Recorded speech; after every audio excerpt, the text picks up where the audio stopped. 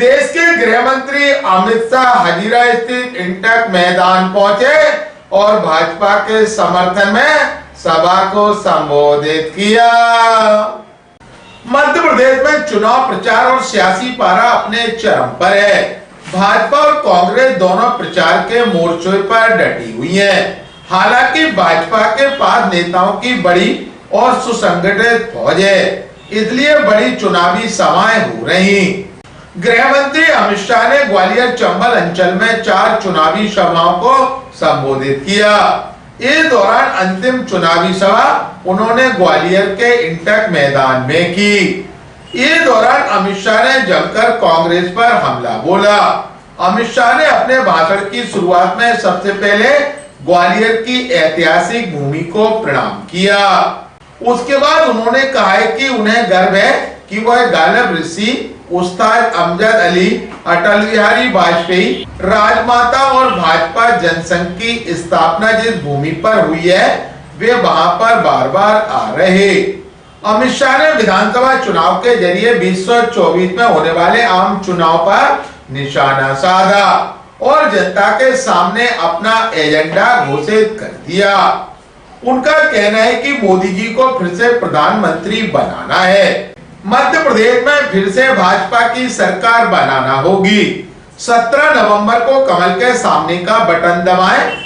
सिर्फ प्रद्युमन तोमर का चुनाव नहीं है, आने वाले समय में मोदी जी के चुनाव का वोट है। प्रधानमंत्री मोदी ने देश को दुनिया में सम्मान दिलाया है। तीसरी बार मोदी जी को मौका दीजिए। हमारी अर्थव्यवस्था दुनिया की तीसरी बड़ी अर्थव्यवस्था होगी। साल 2003 तक मध्य प्रदेश में मिस्टर भट्टाधार के शासन में एमपी बीमारू राज था। अब मध्य प्रदेश के बजट को 23,000 करोड़ से 3 लाख करोड़ तक पहुंचाया गया।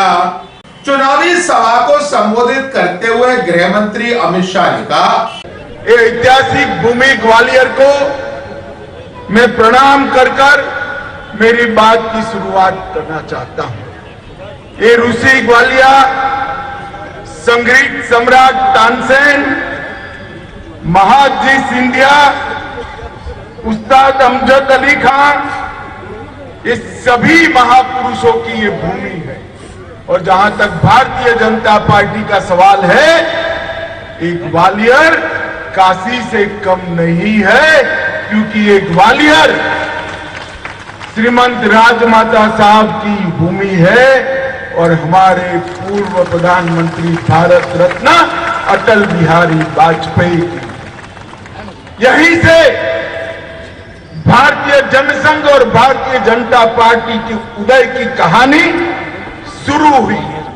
यहां आप लोगों को ये कहने आया हूं कि आप जब 17 तारीख के चुनाव में कमल के निशान के सामने बटन दबाएं, ऐसा मत समझिए कि प्रद्युमन तोमर जी को विधायक या मंत्री बनाने के लिए वोट डाल रहे हैं। भाइयों और बहनों, आपका एक वोट मध्य प्रदेश और भारत का भविष्य सुनिश्चित करने के काम में आने वाला है। मध्य प्रदेश में फिर से बनने वाली भाजपा सरकार आने वाले दिनों में मोदी जी को फिर से इस देश का प्रधानमंत्री बनाने की नींव डालने की सरकार।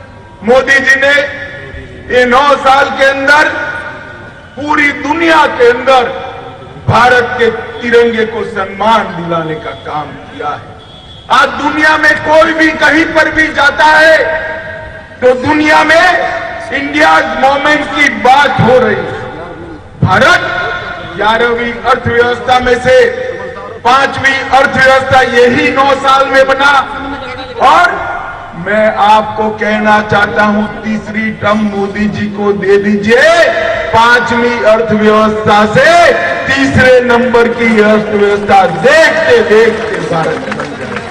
मध्य प्रदेश इस श्रीमान बंटाधार के शासन में मध्य प्रदेश बीमारू राज्य था।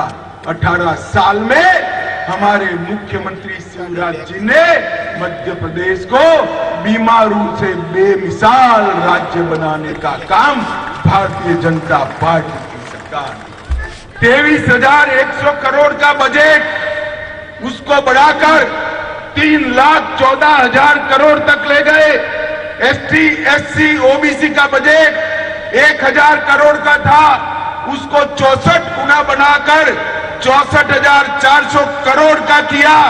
प्रति व्यक्ति आय 11,718 रुपया थी, उसको बढ़ाकर 1,40,000 तक ले जाने का काम भारतीय जनता पार्टी की सरकार ने किया।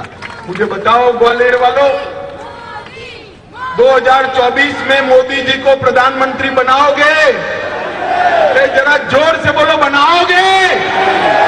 प्रद्युमन जी को जिताओगे? कमल के निशान पर बटन दबाओगे?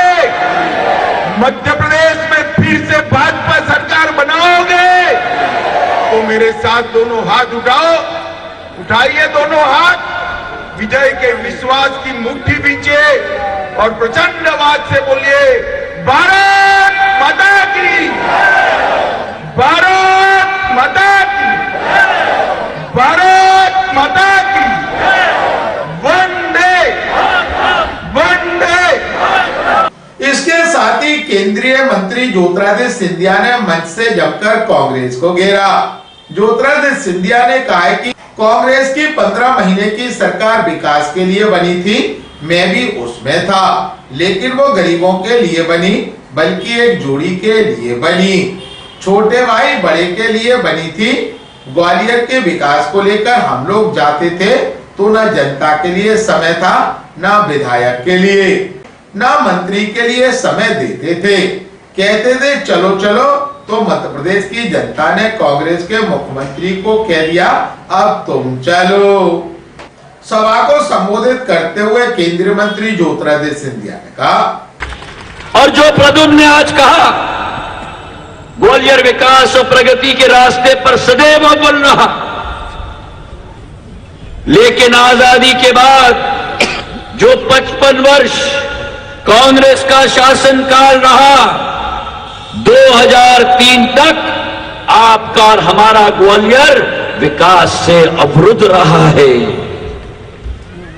3 साल मध्य प्रदेश में भाजपा के शासनकाल को मिला, और अगर आप असलियत में देखो तो कोरोना काल का अगर आप भाग निकाल लो तो केवल 15 महीने भारतीय जनता पार्टी को मिली है।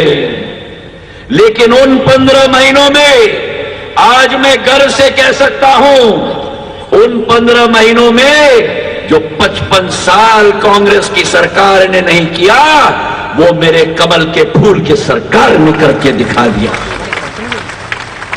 आदरणीय अमित शाह जी, अगर ग्वालियर में किसी बात की भूख है, अगर ग्वालियर में किसी बात की आशा और अभिलाषा है, तो ग्वालियर में विकास और प्रगति की आशा और अभिलाषा है। और वो जो सरकार आई थी 18 महीनों के लिए, उस समय प्रचार में मैं भी जाता था। हमने सोचा था कि 15 सालों में जो भारतीय जनता पार्टी की लकीर थी, उससे ज्यादा लंबा लकीर हम खींचेंगे। लेकिन जब वो सरकार बनी, वो सरकार जनता के लिए नहीं बनी, वो सरकार विकास के लिए नहीं बनी, वो सरकार प्रगति के लिए नहीं बनी, वो सरकार गरीबों के लिए नहीं बनी, वो सरकार मजदूरों के लिए नहीं बनी, वो सरकार केवल एक जोड़ी के लिए बनी। सही है कि नहीं? अगर सही है तो